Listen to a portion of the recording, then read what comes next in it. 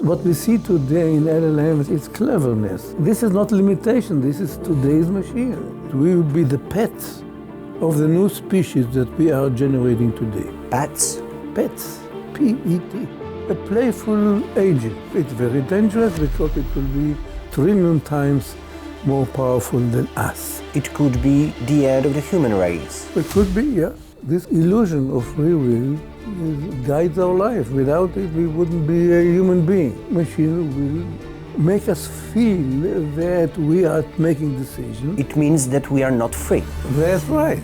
Judea Pearl is one of the unsung fathers of artificial intelligence and a laureate of the Turing Award. In Judea Pearl, He taught computers to ask why, not just tally how many or what.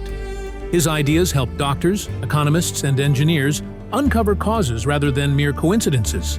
In this conversation, he explains why he believes his work is the missing link on the path to building a conscious machine. The studies of causal inference is a missing link. It's a great honor having you here. You divide thinking into three levels: seeing patterns, making changes, and imagining what if AI understand only patterns? No. What do you mean, statistics? Or AI that is built on statistics only, like deep learning. Yeah, deep learning is an example of a sophisticated AI system built on statistics, going from sample to distribution to expectation, but it doesn't give you the understanding of the world. So AI, certain segments of AI that have become very popular are pure statistics and have no causal component to them, but not the entirety of AI. In my field, since 1988, I would say, life was causality. It wasn't divorced of causality. Everything was causality. For you, it's only statistical machines or something more? Well, there are several groups in AI that are doing different things, and they are basing their research on different paradigms. In certain machine learning, the way it was developed was statistics on steroids. Right? But not all AI. There is an AI done, and people are doing pattern recognition. People are doing logic. People are doing constraint satisfaction. People are doing reasoning, agent reasoning, multi-agent, and all these are different kind of paradigms. So that's not the most popular has been machine learning, and that's a statistic on steroids. But not all AI belongs to that paradigm. So my paradigm has been totally different. If you include me in AI, I have divorced statistics already in the 1980, the moment the Bayesian network were invented. Why? We noticed something very strange, that whenever experts use Bayesian network, we always define the parents to be the causes and the child to be the effect. What do I mean by causes and effect? What we in normal language will designate as cause and effect. But you see, in Bayesian network, it's a statistical device. So it doesn't distinguish with cause and effect. You can go put your effects as your parents and the cause to be the child. Bayesian network will not discriminate. They don't force you to go from causes to effect. But we happen to do it. Experts constantly And people have noticed that in various areas. I think David Heckerman was the first to discover it. How come we always go from parents to, from causes to effect, and never reconfigure the Bayesian network to go from effects to cause? Asking that question made you think that there is something about cause and effect which is not captured by the statistics. And that is the idea of invariance, the idea of intervention, and the counterfactual. So that took off because of the observation that human beings tend to describe the world in terms of interaction between causes and effect. And it means something to them different than just statistical relationship, statistical correlation. Do you believe that we can ever close consciousness inside a AI black box, LLM black box, or that future AGI black box? In the future, for AGI, we are going to have conscious machines, a very clear idea of their software. That's what we can expect? Conscious machine? Absolutely, yes. With individuality, personality, variations from one machine to other depending on what? Depending on the experience that the machine has went through in its lifetime. They will have different personalities depending on the instruction giving them from other machines. Yeah, they'll have different personality, they have different understanding of themselves in relation with their environment, and they will be able to talk like you and I as if we have consciousness. So we won't be able to tell the difference between a conscious having machine and machine like they are today, which do not have conscious. Your theory is missing link to create conscious machine? Absolutely. The studies of causal inference is a missing link in machine learning, without which you would not have a model, not only of yourself, a model of the world. Machines today do not have a model. Before the advent of causal inference, machines did not have a model of the world.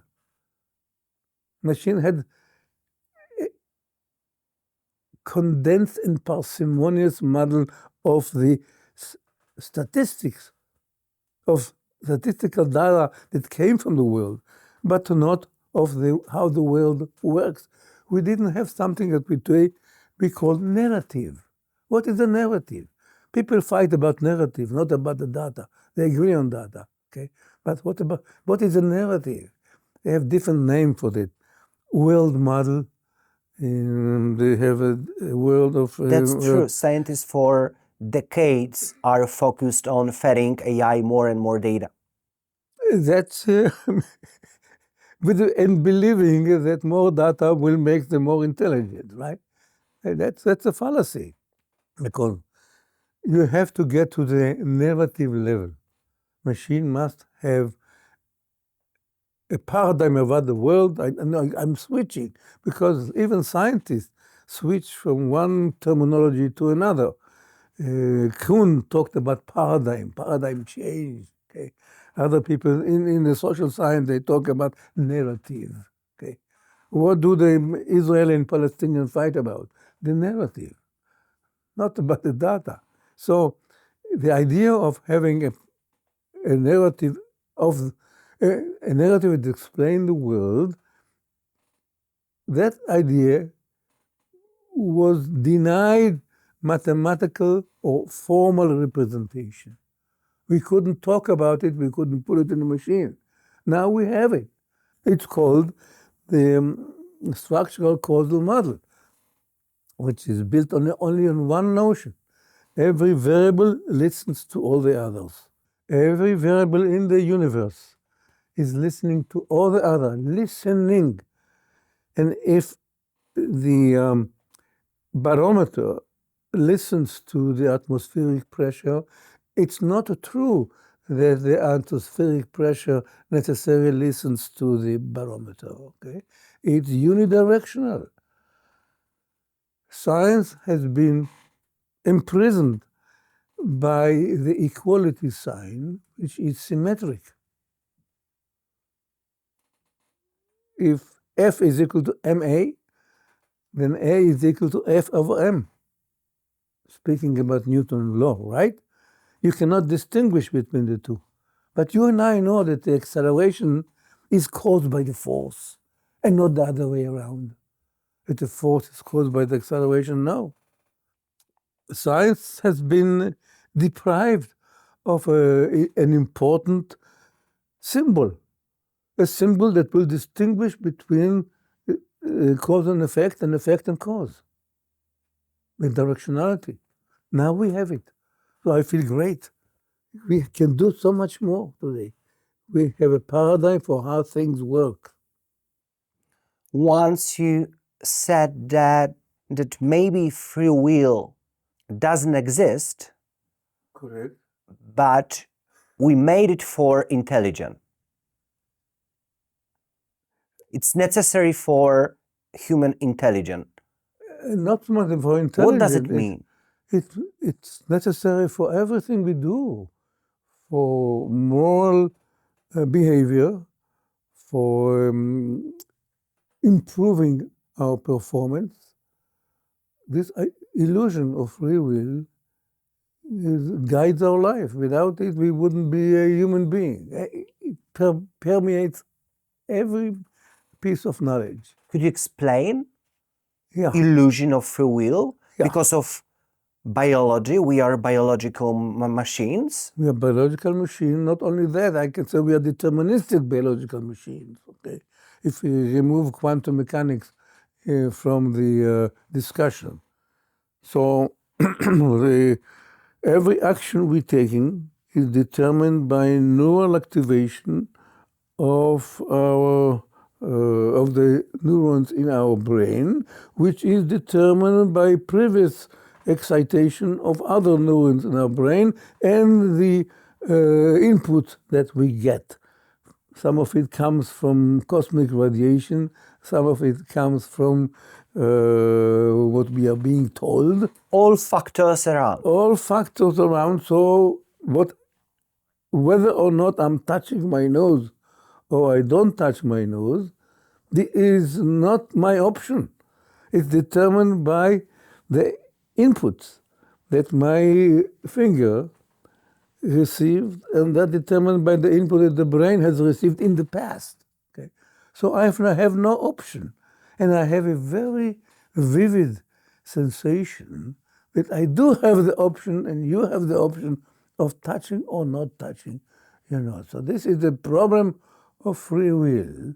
Philosophical problem, it is called the scandal of philosophy, because they haven't done any progress since Aristotle till today. But when we come to computer, it's a different, it's a very, even a stronger scandal, in the sense that when you talk about computer, you cannot claim that, like the human brain is guided by divine forces, or you cannot claim that it is controlled by quantum mechanical noise or uncertainty. No, we have a finite state deterministic computers. Does it or doesn't it have free will? Does it have the sensation of having options? Okay. On one hand, it doesn't, because every step of calculation in the machine is determined by the initial program that you wrote, by initial code. Every step. In this meaning, future is determined by the past. Yeah. So if you know the past, in the computer case, all you need to know is the code and the inputs. Right? You know the two, and you determine the behavior of the machine for the future. It means that we are not free. That's right. On the other hand, if the machine acts like us, answer questions like us, communicate with each other as if they have option, and one machine tells the other, you shouldn't have done it. What does that mean, you shouldn't? You programmed me, right? So there is here an interplay between implicit knowledge and explicit knowledge. Implicit knowledge, a chess playing machine has no options.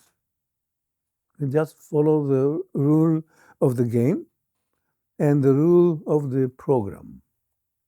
At the same time, the explicit knowledge in chess playing machine involves heuristics, involves alpha beta search, involves all kind of things that you and I communicate with. The goodness of a board position, whether or not, these are explicit knowledge. How good is this board position relative to the other? We just pass it through a 4-step look ahead and get the results. Okay? So this is explicit knowledge. In terms of the explicit knowledge, yes, we have options, and yes, we have choices. And we can teach each other. And the machine can learn. What does it mean to learn? Let's look at the chess learning machine. Machine that learn to play better chess by playing with themselves. Right? What do? They transmit information from explicit level to from implicit level at the rule of the game and explicit. What table do I have? What is the function that determines the strength of the board? Okay, this is the explicit notion, related somewhat to Kahneman and Tversky System 1 and System 2. Okay. But now in terms of the explicit level of knowledge, we do have options and we do have free will. What does consciousness differ from free will? Well, consciousness is major. For Usually is a company. For you, consciousness is a blueprint of its own software. Absolutely. You got it. Did I say it? Yes, I did. I did someplace. Consciousness is nothing else but a blueprint, a crude blueprint of our software. And we cannot have a total print of our software because that will violate a Turing halting problem. Right? We don't know whether our program will terminate. So how can we determine what to predict the results of our software? No. But we have a partial knowledge of our software. And this partial knowledge is good enough for certain tasks, not good for others. Like the halting problem, but it's good enough to take aspirin, to to act in the world, to cross the street, to go to a doctor, to decide which doctor you should have. So it's good enough for everyday tasks. It may not, I said it already. So this is consciousness. Having this feeling that this is mine, this is my software. I have the option to touch my nose. I can or cannot do a certain task. This is part of consciousness. I know that before I even try, you give me a problem in math, and I can tell you whether I have the capability of solving it without even knowing, without even trying. If you give me 2 equations with 2 unknown, I know I can solve it. Okay, so having a representation of my capabilities, that's part of consciousness. It's part of my software, and so on and so on. Having a model of yourself, this is consciousness. And we don't have to go to more than that, to neural science. We don't have to go to quantum mechanics and all this. To be honest, I don't feel that different between free will and consciousness. Well, imagine an agent which has never been asked to take any action. Free will has to do with action. Yeah, I feel like I want to do something. I feel I can do something. I feel I have an option. Assuming you are just a passive observer of the world, you can still have consciousness without any action, without agency. Just observe and say, the stars are going this way and I'm going a different way. I am. The idea of assigning a symbol to yourself and saying, this is me. This is my hand. How we can make AI machine that understand how effect look like? Just look at every system which is based on causal calculus, and you find an AI machine that understands cause and effect. And what do I mean by understand cause and effect? I go even further. What do I mean that understand how things work? Or that understand a domain or a topic? Understanding means being able to answer questions on all three levels of the causal ladder. But we know that something is missing. For me, that page is the web of associations. For AI, it's a simple vector. Who is AI? Again, what system you're talking about and who is you? Are you a statistician or are you a human being? If you're a human being, you want to understand things. It's not enough to say, what I observe here is a pattern of associations among pixels in my eyes. No, that's not the way we talk. And that's not how we communicate and understand things. No, we talk very clearly in terms of what if Israel did not attack Iran nuclear facility? Or what if Trump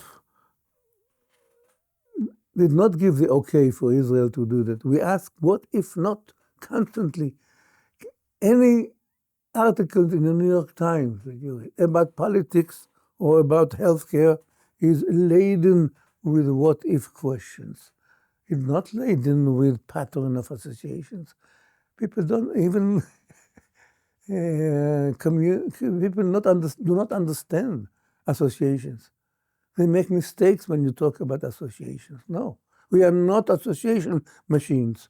We are cause and effect machines. So how we should call that large language models? Oh, that's a different one. Okay. The large language models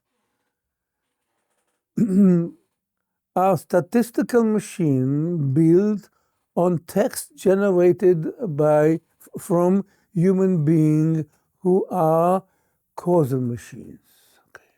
You and I are causal machines. We write articles, we load the articles on the internet, and this becomes the training set for the large language model. Large language model take the written text, again written by causal machine. These are human beings that wrote those things, okay? And interpolate them statistically. So sometimes they appear to do causal reasoning because the authors of those texts are causal machines, we. That's how you should look at it. But if you exercise large language model on data generated not by human beings, but by nature, all you have is statistics on steroids. O1 model from OpenAI, abstractional thinking, free reasoning. What does it mean for you? Just words, not mean anything until you tell me what question you can answer by each one of those virtues. Abstraction model. Tell me what you can answer if you have abstraction models versus not having abstraction models. Give me any virtues in any text or in any reasoning discussion. Define the question that you can answer with it as opposed to without it. What makes us human?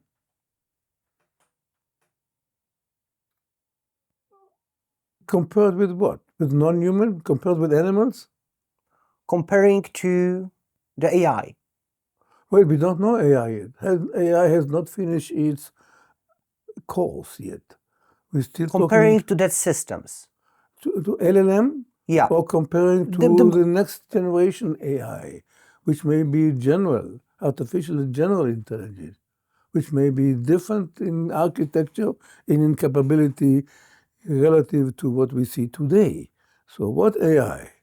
Okay, so for me, today AI means the biggest large language models created by the biggest companies, from Google, Gemini, to OpenAI, Meta, and companies like that. So we'll talk about AGI later.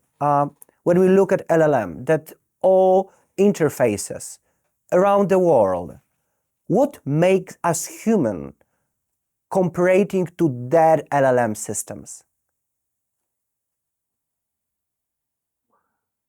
Abstractional thinking? Our abstractional thinking? We have a model of the world. Physical right? Understanding of the physical law? Not necessarily. Just the qualitative nature, what the qualitative nature of how things work in the world. A child doesn't have the Maxwell equation, right? You mean dimensions of the reality around? The fact that if I turn the switch on, the light will turn on. If I press this button, then the television will start working. I know how to operate. I'm looking at a child. A 10-year-old child can do many things here that a robot finds very hard to do, or very hard to learn. And a child can do it by observing father or mother doing them, imitating them very quickly. And the ability to emulate your father is required as a model of the world.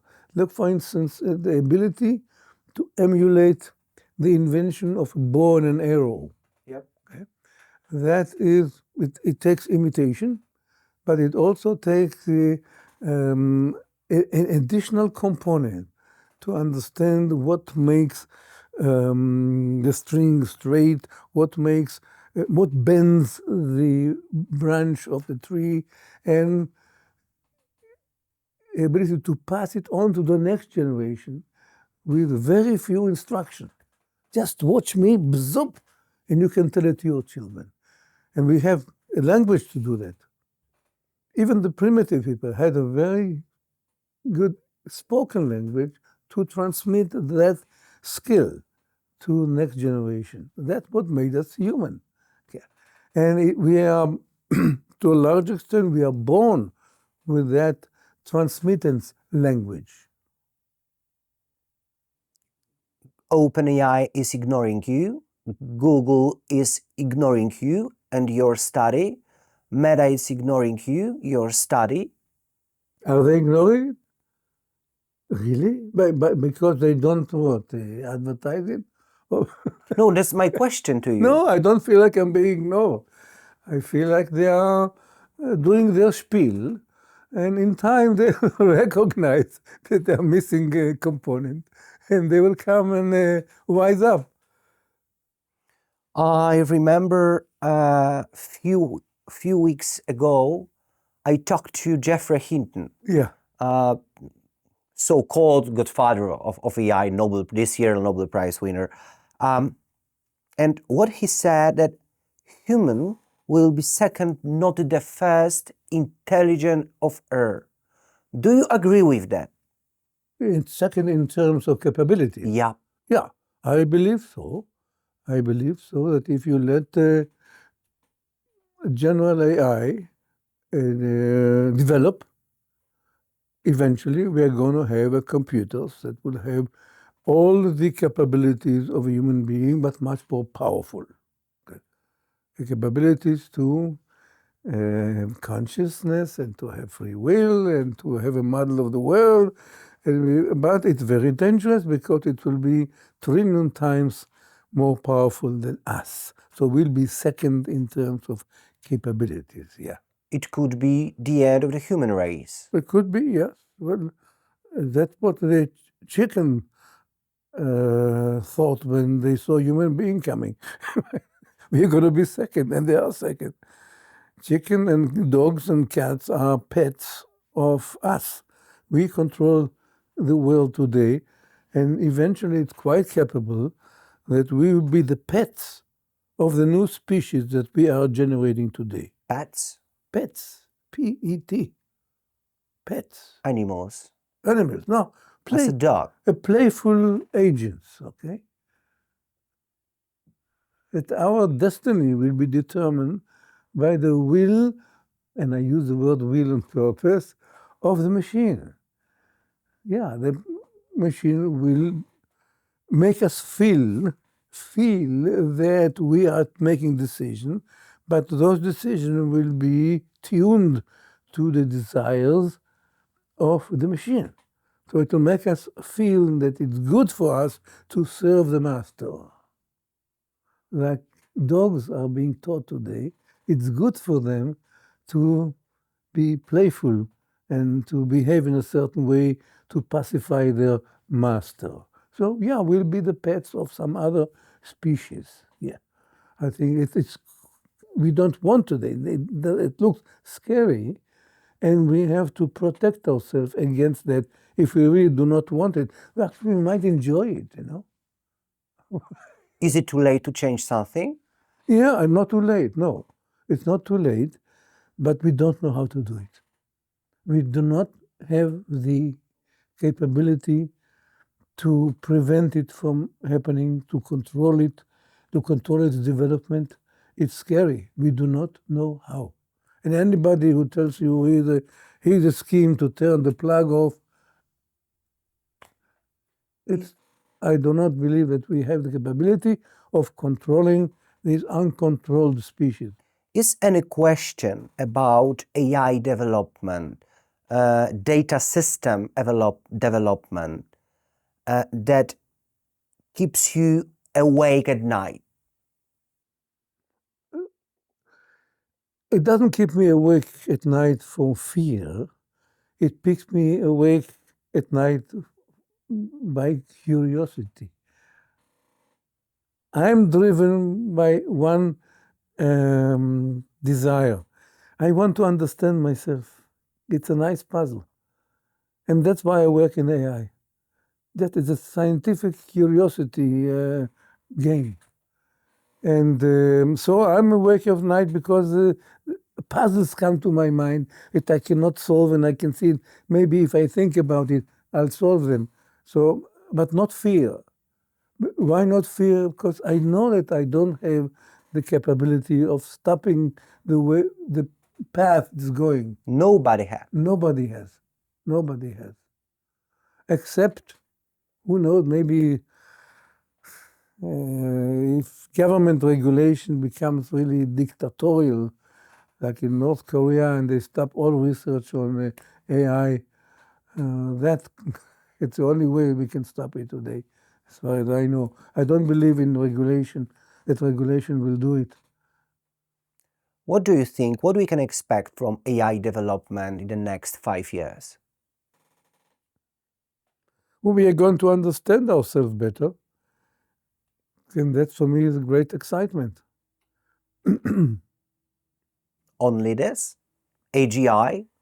Toward AGI, yes. Like free will, for instance. We'll know what it takes for the mind to declare that this action was deliberate and that action was spontaneous. It wasn't. Where does it register?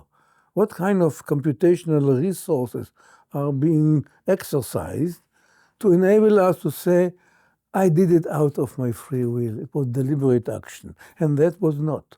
That was just either spontaneous or it was thoughtless reaction. I remember I talked to Roger Penrose, Yes. and he proposed to call AI not artificial intelligence, but artificial cleverness. That the cleverness is a better word to explain what we are doing. True that what we see today in LLMs is cleverness. You go and combine things that other people written in a nice way, and you present it as if it was a product of your thought. It's clever, okay? But this is not limitation. This is today's machine. There is no basic impediment to having intelligent machine. He sees impediment. I don't see them. Math machine can be not only clever, but intelligent. And he didn't define the Turing test. They distinguish between cleverness and intelligence. What is a Turing test? At what point we'll say, yes, this machine is really intelligent? What? I'm looking for a Turing test. Do we know more about AI black box? How does it look like? Internal life, deep inside that black box. You mean a general intelligence? Yeah. Here's one. You mean that human brain is a black box? No. That's only existence proof that it exists, that it is realizable. But it's not. It doesn't tell you how it works inside. We don't know how it works inside. But I can envision very clearly. You have a model of the world, and you exercise it, and you keep on improving it. But how is it possible that we've created something that we have no idea how does it work inside? We haven't created it yet, but I can envision how it's going to be architectured. So what is the problem? Would you like me to tell you how the machine is going to work? How is it possible that AI was created by humans and black box exists, that questions exist? It's like an internal life there inside. That's my question about that phenomenon. So why is it not possible that a species like human being will create another species that looks like it, or that looks even better, more intelligent than it? Why is it so puzzling? Look, I'll give you an example. Elementary particles created us. Chemistry created us. Chemistry is stupid things, right? Created intelligent machines like us. We are not puzzled. We live with it. Okay? But when human beings create more powerful agents, we become puzzled. Why? Can we expect huge scale of unemployment because of AI development? It's quite possible. Quite possible. Human beings will have other things to do. For instance, to continue and explore either the capabilities of themselves or explore the capability of machines or the future machines. And the question is, who is going to pay their salaries, right? Who will benefit from this exploration? It's a really tough question. If you could change one single thing, what it would be regarding AI development? Of the LLM direction? Yeah. Well, think about how you build a model of the world. That is it's a necessary component that is missing from today's machine. How we can create a model of the world? You and I have it. And the machine can be programmed to acquire one. We do have in the child software, the child is born with the because I am biological machine that process data collected by my own senses. Correct. But you also have the capacity to well, the framework in which to fill in the missing part to create a model of the world. You are born with the capacity to create a model of the world.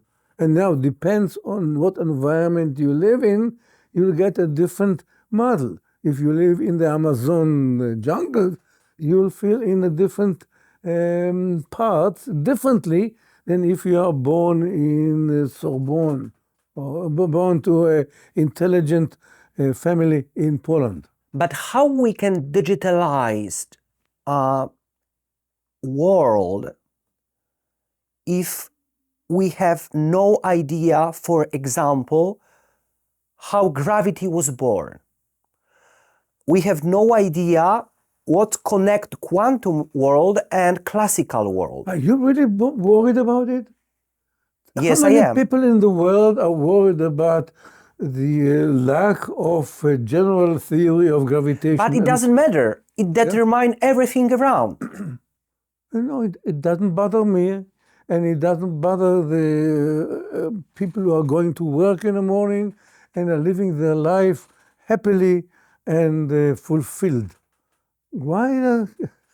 Just the fact that some physicists are bothered by this mathematical deficiency, it bothers ordinary people? No. We can still live fulfilled life without that. So it doesn't bother me. When you look at the future, what's around the corner?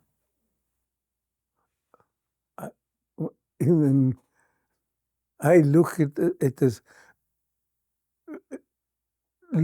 short-term future. I'm interested, for instance, to get automated scientists built. It would be a nice thing for me to have. It's automated scientists that can conduct experiments, reason about them, see what's missing, figure out which next experiment to conduct and what to conclude with it.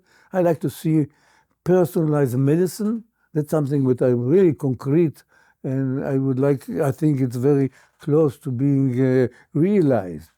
That we don't reason in terms of population of patients, but we look at the patient, him or herself. Okay, and this kind of short-term advances that are within reach in the next 10 years, I don't think I'm going to be here more than 35 years. I can tell you why. But so this is my horizon. In 35 years, I would like to see personalized medicine realized on a computer. Do you remember the moment when you received a Turing Award? Yes. When I was getting a phone call? Yep. Yeah, I thought it was from some crack, Irish, what do you call them? Irish, I forgot the name. They had sweepstakes. Okay. I've gotten this call before. I didn't believe it. So I was surprised, yes. I was very happy to communicate with the lady. And the summary was for your incredible input for AI development, fundamental. Fundamentals of AI, I forgot how they phrase it, primarily in reasoning about uncertainty and reasoning about cause and effect, and a calculus for cause and effect. Yeah. Tell me something about, for yourself, the most important study, the most important paper for you. Mm-hmm. Generated by my group? Yeah, generated by you and your group. Yeah.